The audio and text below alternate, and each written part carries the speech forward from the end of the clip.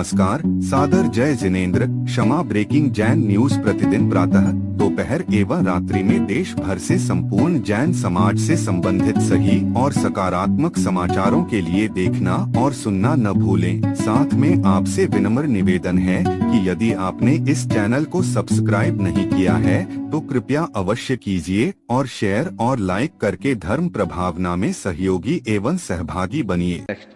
वरुण प्रियंका मुनीष पुरु, अच्छा, बैंकोट से अपने बीच में डुणायतन ट्रस्टी गुरु चरणों में अपना प्रश्न करेंगे।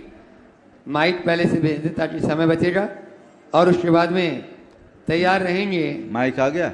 हाँ बोलो। हाँ, आज लोहाड़िया परिवार यहाँ पर उपस्थित है। ये उस परिवार की मैं बात कर रहा हूँ, छुल्लट समादर सागर जी। इसके बाद बोलना ना। खाते गांव से। हाँ, तो पहले वे तैयार रहेंगे, पूरा परिवार एक साथ तैयार रहे और एक प्रश्न गुरु चरणों में करेंगे। सब धरती कागज करूं, सब धरती कागज करूं, लेखन सब वन राय, सात समुद्र की मसी करूं, गुरु गुण लिखा ना जाए। नमोस्तु गुरुदेव, नमोस्तु गुरुदेव, नमोस्तु गुरुदेव। गुरुदेव, मेरा ये प्रश्न है, जब हम अभिषेक करते हैं तो हम सबसे पहली धार चरणों में करना चाहिए या फिर मस्तक पे? बहुत अच्छा। पहले तो मैं चाहूँगा इस परिवार का जोरदार अभिनंदन करें। आज बैंकॉक में रह कर के भी ये परिवार पूरे संस्कारों के साथ बड़े संस्कारों के साथ जी रहा है। और इस बच्चे के संस्कार तो आप देखते ही हैं। बोल दूं अभी सबको?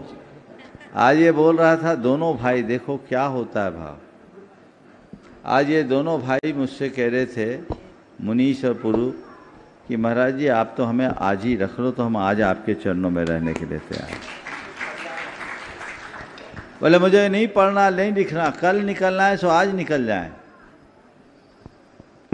और मैंने भी कहा बेटा शास्त्रों में ऐसी व्यवस्था है। आज एक इस प्रसंग के साथ एक जानकारी आपको दे दूं, और हो सकता है किसी निमित्त से उसकी शुरुआत भी हो जाए। आप सबको मालूम नहीं है, हमारे शास्त्र में ऐसी व्यवस्था है, 5 प्रकार के ब्रह्मचारी बताए। नैष्ठिक ब्रह्मचारी, अवलंब ब्रह्मचारी, उपनय ब्रह्मचारी, अधिक्षा ब्रह्मचारी और गूढ़ ब्रह्मचारी। उनमें से केवल एक नैष्ठिक ब्रह्मचारी है जो पूरे जीवन ब्रह्मचारी बन के रहता है। बाकी इसमें जो ब्रह्मचारी के भेष में रहता है वो, जो बिना ब्रह्मचारी के भेष में रहता है वो, एक क्षुल्लक बन करके शास्त्रों का अध्ययन करते हैं और एक मुनि बन करके शास्त्रों का अध्ययन करते हैं। ये ब्रह्मचारी कहलाते हैं। लेकिन उसमें सबसे मजे की बात है कि ये नैष्ठिक ब्रह्मचारी के अलावा बाकी जितने भी ब्रह्मचारी हैं, शास्त्रों का अध्ययन करने के उपरांत चाहे वो क्षुल्लक बन करके करे या मुनि बन करके करे या ब्रह्मचारी बन करके करे, ध्यान से सुनना, शास्त्रों का अध्ययन पूर्ण करने के उपरांत यदि चाहे तो वापस अपनी गृहस्थी बसा सकता है। ये मैं मन से नहीं बोल रहा हूं, शास्त्रों में लिखा है। चारित्रसार में इसका वर्णन है। जैन तत्व विद्या में भी मैंने इसे उल्लेखित किया, पंचविधा ब्रह्मचारिणा, ऐसा वर्णन है। तो जब ये बोला तो हमने कहा अगर ऐसा प्रयोग हो और बच्चों के अंदर ऐसा मनोभाव है तो क्या बढ़िया हो, आज आगे आ जाए और ब्रह्मचारी बन करके अपने जीवन को चढ़ा ले और वयस्क होने के उपरांत जैसी उसकी भावधारा बन जाए वैसा हो। हाँ, क्या बोल रहे? वो तो तैयार है, मैं ही रोक रहा हूँ। वो तैयार है और उनके माँ बाप भी तैयार हैं। लेकिन एक भाव, ये संस्कार हर किसी में नहीं होते। जिनका पूर्व भाव का अनुकूल संस्कार होता है उनके मन में ही ऐसे भाव उमड़ते। इसलिए इनके लिए एक बार जोरदार अभिनंदन करें। इस बच्चे ने सवाल किया है कि भगवान का अभिषेक करते समय चरणों में जल पहले डालना चाहिए या शीश पर। देखिए, अभिषेक जो होता है ना, पूर्णतः अभिषिंचन मस्तक से ही करना सर्वोत्तम। ठीक है, सिर पे पहले। चलिए, गुरुदेव के चरणों में सदभैया परिवार का त्रिवार नमोस्तु नमोस्तु नमोस्तु। गुरुदेव, हे महाराज जी, आज पाश्चात्य सभ्यता के युग में भैया लोगों के अंदर बीज कहाँ, कैसे और कब अंकुरित हुए? ये क्या पूर्व जन्म का फल है कि इसी जन्म का फल है? जब गुरुदेव के हाथों खाते गांव में नेमावर में 23 दीक्षाएं दी जा रही थी, तब मुझे गुरु चरणों में अपने उद्गार प्रकट करने का अवसर मिला। उस दिन मैंने एक बात कही थी कि हमने सुना है कि कभी श्री कृष्ण बंसी बजाते थे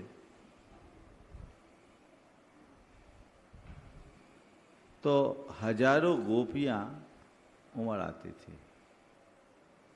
लेकिन आज उसे ही हम बदले हुए स्वरूप में देख रहे हैं। और यह सब परम पूज्य गुरुदेव के करिश्माई व्यक्तित्व का प्रताप है। ये एक अजूबा है, और ये कि वह द्वापर युग था, ये कलयुग है। वो राग की वंशी थी, ये वैराग्य की वंशी है। ये गुरुदेव का कुछ ऐसा प्रताप रहा जिसने पूरी धारा को मोड़ दिया। निश्चित हम सब बहुत भाग्यशाली हैं कि हमें ऐसे युग में जन्म लेने का अवसर मिला जिसमें हमें ऐसे महागुरु की शरण मिली, उनने प्रेरणा दी, और वो बीज आज सबके अंदर प्रस्फुटित हो रहा है। इसे युग का आश्चर्य है, आश्चर्य समझना चाहिए। आज लोहाड़िया परिवार, जिनके परिवार का एक सदस्य अभी आप देख रहे हैं संगमित सुल्लट महाराज जी, हमारे हमेशा साधनारत रहते हैं, वे भी अब आगे बढ़ने वाले हैं और आज पूरा परिवार यहाँ पर उपस्थित है। गुरु चरणों में एक बार जोरदार ताली बजा दीजिए। 8 प्रश्न गुरु चरणों में अभी कर लें और उसके बाद में तैयार रहेंगे दिनेश जी पापड़ीवाल पूरे परिवार के साथ में, शिरोमणि संरक्षक जयपुर। नमोस्तु महाराज जी, नमोस्तु महाराज जी, नमोस्तु इच्छामि महाराज जी। ऐसा कौन सा पुण्य है हमारे परिवार में समादर सागर जी के रूप में ऐसा वैराग्य उत्पन्न हुआ? क्या दीक्षा का पुण्य परिवार तक भी पहुंचता है? क्या हम इस परिवार का हिस्सा बने तो हमारा भी पुण्य है महाराज जी? और आपको फर्स्ट टाइम दीक्षा देके कैसा? नमस्ते महाराज जी। देखो, आपने पूछा ऐसा कौन सा पुण्य है कि इनके अंदर वैराग्य के अंकुर हुए। 4 सवाल आपने एक साथ पूछे महाराज जी। आपने बोला एक ही पूछना, इसलिए। हाँ, इसीलिए तो। दूसरा आपने पूछा है कि क्या दीक्षा लेने पर परिवार वालों को भी कोई पुण्य मिलता है? हाँ। है ना? और हम इस परिवार का हिस्सा बने तो हमारा भी पुण्य है क्या? हाँ। और चौथा आपने पूछ लिया कि आपको दीक्षा देने में कैसा लग रहा है। देखिए, मैं चारों सवालों का क्रम से उत्तर देता हूँ। जिनके अनेक भावों का पुण्य फलता है वे ही मोक्ष मार्ग में प्रवृत्त हो पाते हैं। अनेक भाव का पुण्य जब एक साथ फलता है तो कोई कोई जीव ऐसा लग पाता है। निश्चित जिसके घर के प्रबल पुण्य का योग होता है उनके घर में ही ऐसी संतान पनपती है। आपके घर का गोनू, गोनू ही नाम था ना महाराज जी, आपके घर का गोनू आज सबके समादर का पात्र बन गया है, गुरुदेव की कृपा से। और रहा सवाल परिवार को भी कोई पुण्य लगता है, तो देखो भाई, हमारे यहाँ प्रॉक्सी में मोक्ष नहीं है कि हम तपस्या करें तुम्हारा उद्धार हो। लेकिन ये अनुभव है कि एक सदस्य आगे बढ़ता है तो उसका असर पूरे परिवार नहीं कुनबे पर पड़ता है। लोग प्रेरित होते हैं, मार्ग एक पकड़ता है, दीक्षा एक लेता है और हलचल पूरे कुनबे में होती है, सबका जीवन संवरता है, सुधरता है। तो ये पुण्य मिले या न मिले, तुम लोग थोड़ी राह पकड़ लो तो जीवन पुण्य बन जाएगा, पाप को पुण्य में परिवर्तित किया जा सकता है। तो इसका हिस्सा तो आपके हिस्से आएगा ही।